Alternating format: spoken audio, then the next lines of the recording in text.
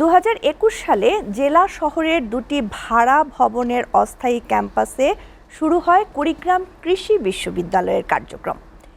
এরপর স্থায়ী ক্যাম্পাস স্থাপনের জন্য নির্ধারণ করা হয় জায়গাও, কিন্তু নতুন করে সেই নির্ধারিত স্থায়ী ক্যাম্পাসের জায়গা পরিবর্তন করে অন্যত্র সরিয়ে নেয়ার পায়তারার খবরে জেলা জুড়েই চলছে আলোচনা সমালোচনা।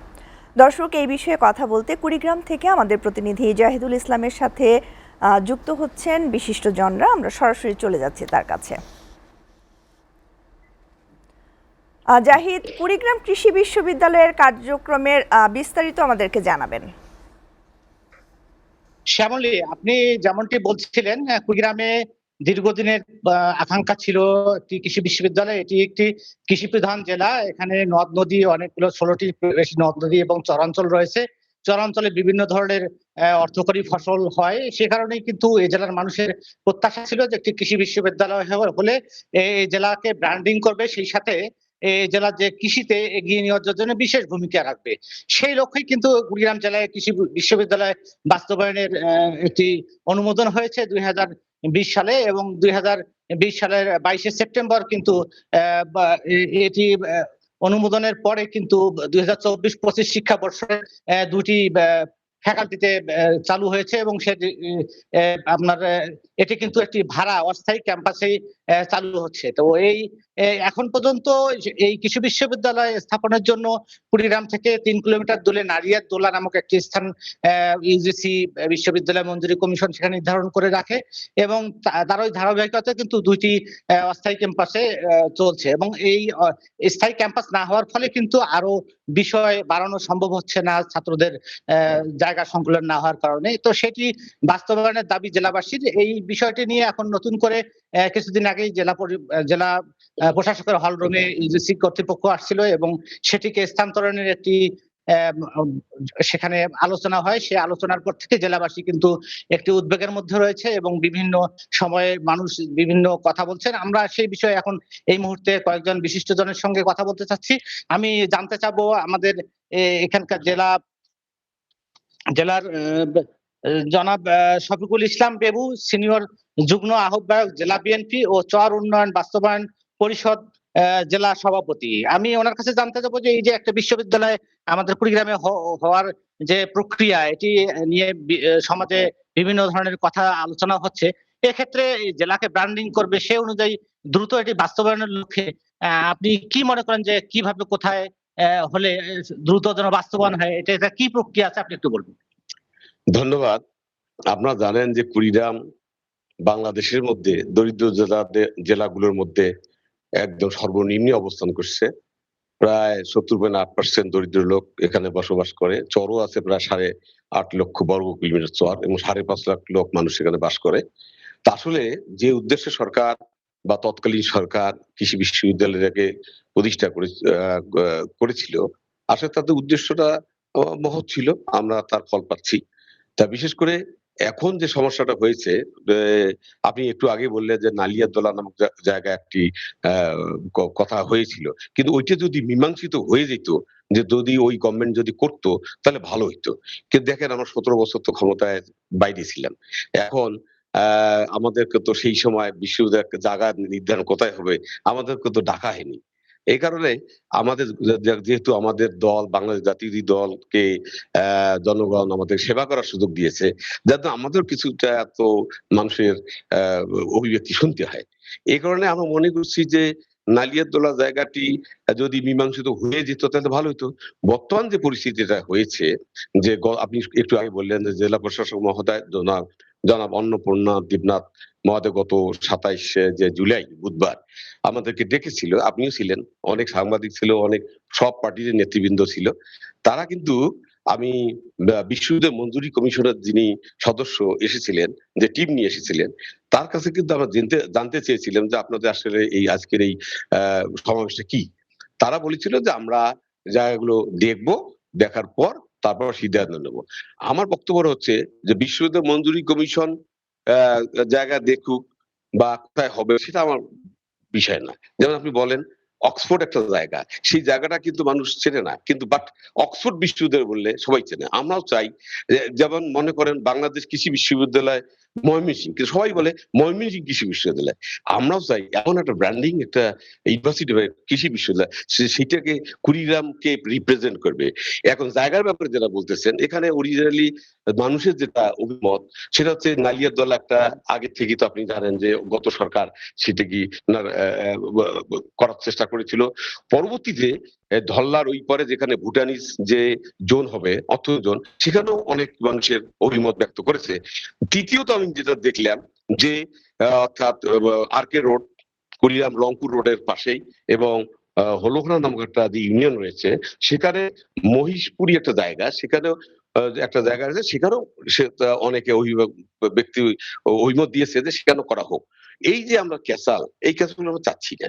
আমরা চাচ্ছি যে বিশ্ববিদ্যালয়টা কুড়িগ্রামেতে হতেই হবে। এর আগে আমরা শুনেছি যে আমাদের মাননীয় মন্ত্রী মহোদয় অধ্যক্ষ আসাদুল হক দুর্যোগ ব্যবস্থাপনা মন্ত্রী, উনি এখানে এসে দুই একটা জায়গা দেখেছেন, কিন্তু প্রশ্নটা হলো যে আমাদের কুড়িগ্রাম জেলার একটা ইউনিয়ন, রাধাহাট উপজেলার একটা ইউনিয়ন, সেটা হচ্ছে সিনাই ইউনিয়ন, ওখানে এলজিডির একটা জায়গা আছে। ওখানে উনি চাষিরাতে বলছিল যে যেহেতু আরকে রোড, ওখানে উনি নাম ছিল কিন্তু বলেনি যে এখানে হবে। আমি তাকে প্রশ্ন করছিলাম মন্ত্রী মহোদয়কে, মন্ত্রী মহোদয় বলছেন না, আমার এই ধরনের কোনো ইচ্ছা নেই, কুড়িগ্রামের জনগণ যেখানে চাবে সেখানেই হবে। তা উনিও চান যে কুড়িগ্রামটাকে ডেভেলপ করার জন্য কৃষি বিশ্ববিদ্যালয় অত্যন্ত জরুরি হয়ে পড়ছে। তবে আমি আপনার মাধ্যমে যে বিশ্ববিদ্যালয় মঞ্জুরি কমিশন যে আছে, তারা আবার কতগুলো শর্ত দিছে।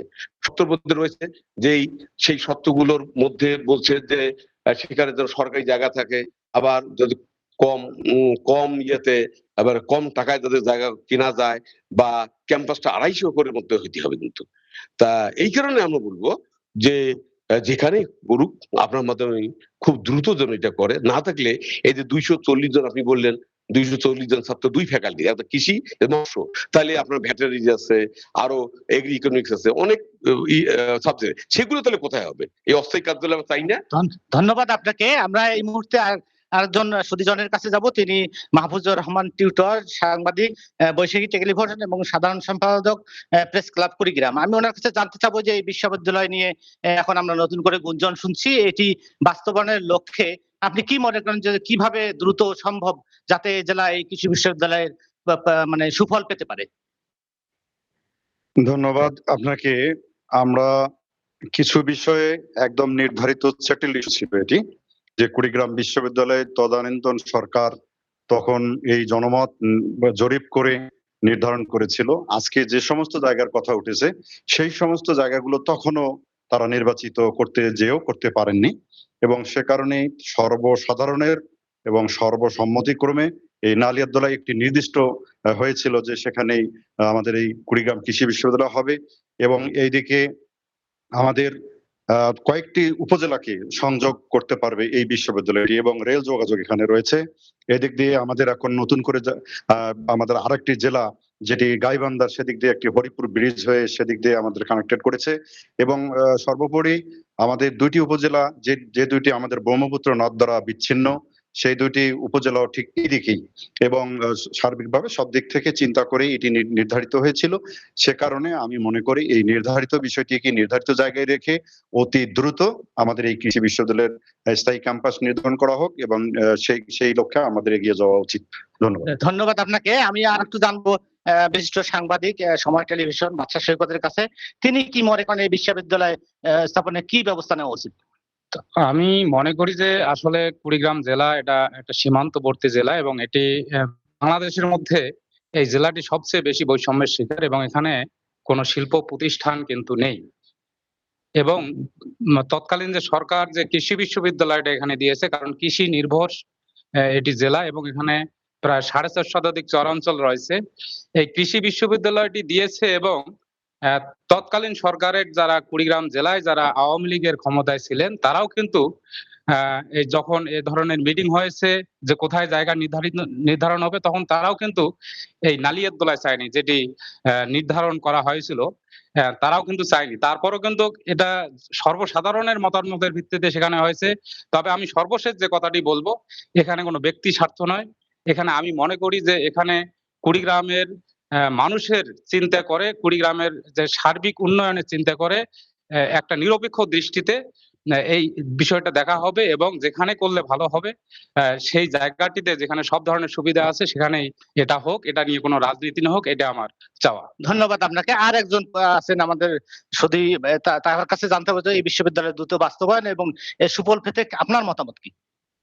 ধন্যবাদ। আসলে একটি বিশ্ববিদ্যালয়, সেটি বিশ্বমানের বিশ্ববিদ্যালয়।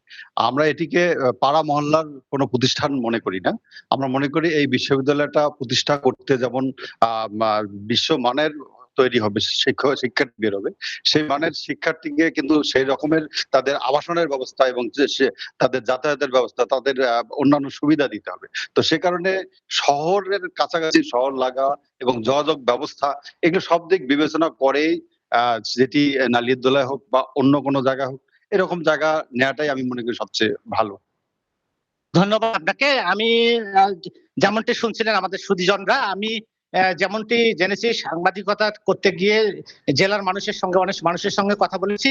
জেলার মানুষের প্রত্যাশা যেখানেই হোক দ্রুত এর বাস্তবায়ন চায় এবং এটি যেন স্থানীয় সুধীজনদের নিয়ে দ্রুত বাস্তবায়ন করে সুফল যেন জেলার সহ সারা দেশের শিক্ষার্থীরা পায়, দ্রুত যেন ফ্যাকাল্টি বাড়ে এবং স্থায়ী ক্যাম্পাস নির্মাণ হয়, দ্রুত এটি বাস্তবায়নের দাবি জানাচ্ছেন জেলাবাসী। এই ছিল আমার কাছে কৃষি বিশ্ববিদ্যালয়ের সর্বশেষ তথ্য।